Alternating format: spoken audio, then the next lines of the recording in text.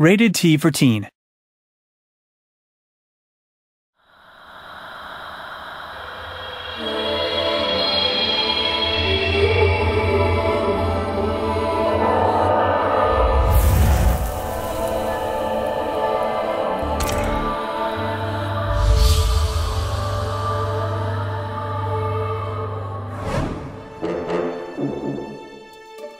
The way that Ninja Theory have reinvented the Legend of Monkey is kind of, for me, quite exciting in that it's using a lot of modern technology. It's set in a post-apocalyptic world.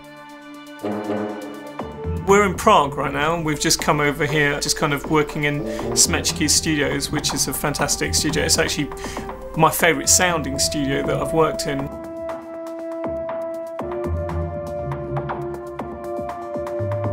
There's a lot to get into because you can get into emotions and you can get into action and you can get into a lot of sadness and tragedy as well. So it's got all of those elements that you want as a composer to get very dramatic and very full on with orchestration.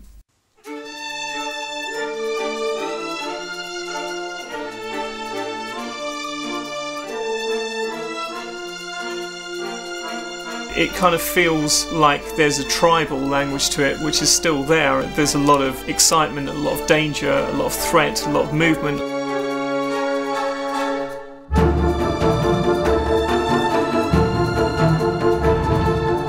Because of what's going on with Monkey, you have this sense of movement towards an inevitable conclusion.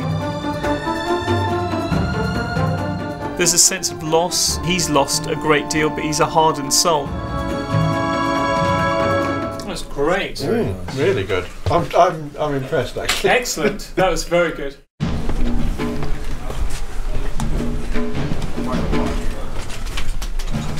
All right. Yeah.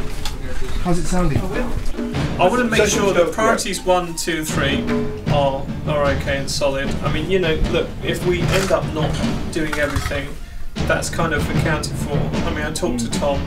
I think for me, it's I really enjoy the way in which Monkey and Trip travel. I mean, they just have fantastic movement between them. It's very flowing, and I think it's trying to get that sense of constant flow and momentum into the music, which actually drives a lot of the orchestration as well, and the way in which I'm trying to make the music work, I suppose, to give you a sense that you constantly infuse with energy. When you're playing the game, that it never lets up in terms of that energy, and I think that's what's exciting about it. It just stays, it just drives all the way through very strongly.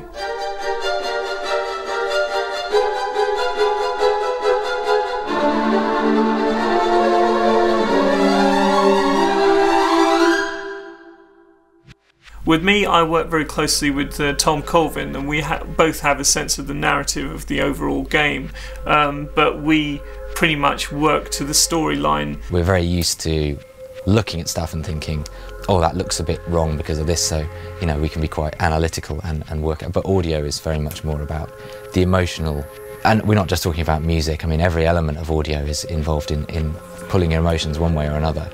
The sound effects are probably the largest job for us in the sound department. Everything has to be made from the bottom up. Every leaf moving, every bird, every creature that you see in the background. To keep things fresh, we use a really great Foley artist. We work with them on Heavenly Sword, and again, we developed a really good working relationship with them. And they've had a lot of fun, spending a day with lumps of metal and hitting them in different ways, and going to a fairground and recording all the pistons in the machines and stuff. They do all of that. I think the most important thing for us was for it to be visceral and exciting. Enslaved combat-wise. Every single time the staff connects with a robot, you really want to feel that connection.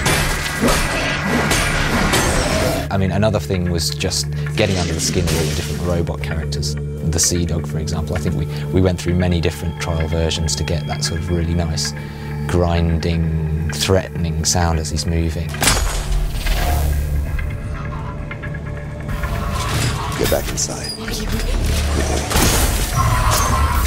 Gonna have to fight him.